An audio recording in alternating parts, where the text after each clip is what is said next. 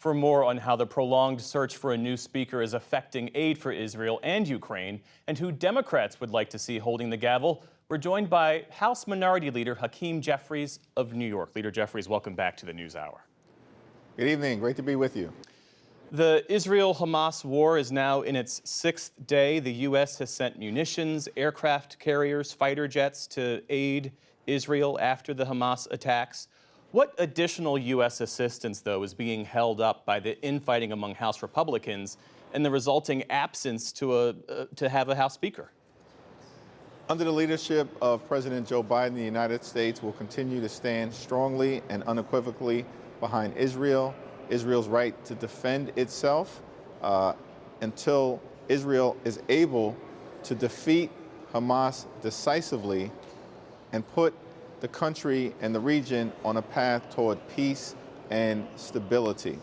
Thankful for the leadership of President Biden and what the administration has done to date, using the authority that it currently has. Over the next week or so, it's my expectation that an additional supplemental appropriations request will be sent to the Congress for us to consider. And that's why it's so urgently necessary that the Republicans get their act together and elect a speaker from within their own ranks, as it is the responsibility of the majority party to do, or have traditional Republicans break with the extremists within the House Republican Conference and partner with Democrats on a bipartisan path forward. We are ready, willing, and able to do so. I know there are traditional Republicans who are good women and men who want to see government function, but they are unable to do it within the ranks of their own conference, which is dominated by the extremist wing, and that's why we continue to extend the hand of bipartisanship to them. Extending Ukraine funding is now a point of contention among House Republicans. Do you support the idea, as is being discussed, of linking aid to Israel with extended Ukraine funding as a strategy to have both priorities pass? Well, I think it's important for the Congress to meet the needs of the American people in the most comprehensive way possible. That involves ensuring that we are providing the state of Israel with the support that it needs to defeat Hamas and stabilize the situation in the region. But it also means that we should stand by the Ukrainian people in their courageous effort to defeat Russian aggression in Europe, the largest conflict in Europe since World War II. There are also some other national security priorities that may be important in an increasingly dangerous world that may be part of the requests that the administration submits. And so we're taking a wait-and-see approach until the administration actually sends up the specifics of the requests. But I do think, Jeff, that it should be comprehensive, which would include aid to Israel, aid to Ukraine, and aid to other allies within the free world to make sure that we are meeting the national security needs of the American people. Let's talk about this race to elect a new House Speaker. Even though Congressman Steve Scalise defeated Congressman Jim Jordan for the Republican nomination to be Speaker, he does not have the 217 votes that he would need of the full House to be elected. Still, though, is Steve Scalise someone who Democrats could work with? And is there any scenario under which Democrats would supply him the votes that he needs to be elected?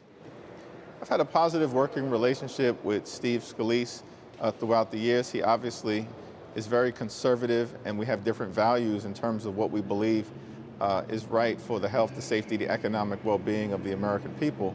But this is an issue right now for the Republicans to work out.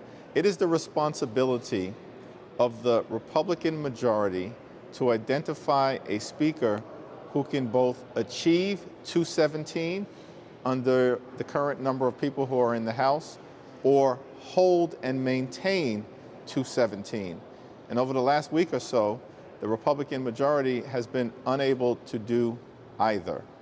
And that's why we continue to offer a bipartisan path forward so we can restructure the rules of the House to enable common sense bipartisan legislation that has strong support from Democrats and Republicans to receive up or down votes without being blocked by the extreme MAGA Republican wing of the House Republican Conference. There is a real path and a real opportunity to be serious, to be substantive, to be sober in meeting the needs of the American people and our allies like Israel and Ukraine across the world.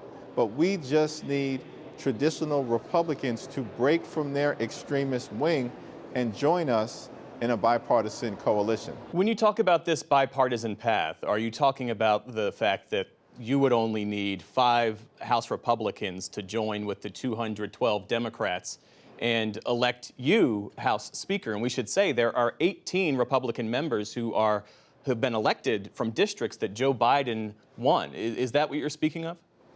No, because from the very beginning we have said this should not be about any one particular individual and any one particular individual's aspirations to lead either House Democrats or House Republicans. This is about what is good for the American people, not as Democrats or Republicans, but as Americans. That's why at this moment, we've got to find a way to come together, restructure the House in a bipartisan way, designed to allow for common sense things to come to the floor, receive an up or down vote, for us to be able to actually move legislation that emerges from the Senate that is bipartisan in nature, and Leader Schumer has done a tremendous job in working with Leader McConnell in that regard.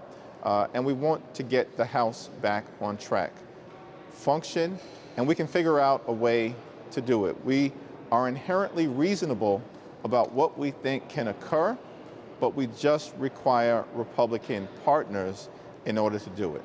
Practically, though, how would this work? So there would be a Republican House Speaker, but Democrats would have, what, more committee memberships? They'd have a greater say in how the functions of the floor work? Well, the details need to be negotiated in a good faith fashion, and we are ready, willing, and able to do just that. But first, we need Republicans to agree on the principle. And there are only 2 options here.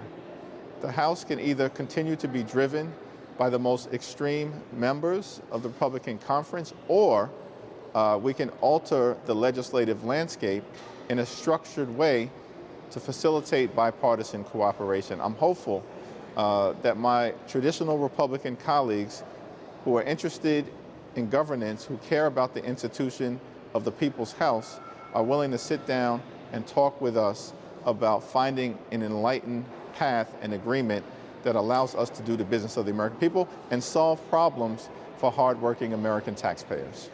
In the absence of that, as you well know, House paralysis will reach a tipping point if dysfunction and this deadlock continue. We have this November 17th government shutdown deadline. Is there a path forward? I think there is a path forward because the matters that will be before us over the next few weeks are incredibly pressing. We have to provide full funding for the government so we can meet the needs of the American people and, of course, address our national security considerations and stand by our close friend and ally, Israel, during this urgent time of need after it has been brutally, unspeakably attacked by Hamas. An incredible terror visited upon the Israeli people in the most horrific way possible, and to make sure we can continue to stand with the Ukrainian people in their battle against Vladimir Putin and Russian aggression. These are urgent matters that require immediate attention. The Senate is out on recess this week, but they'll be back next week. And our hope is to have a fully functional House of Representatives as well, so that we can meet the requests that come forth by President Biden, who's doing an incredible job at this very fragile moment in America and across the globe. Democratic leader Hakeem Jeffries of New York, thanks again for your time this evening. Thank you.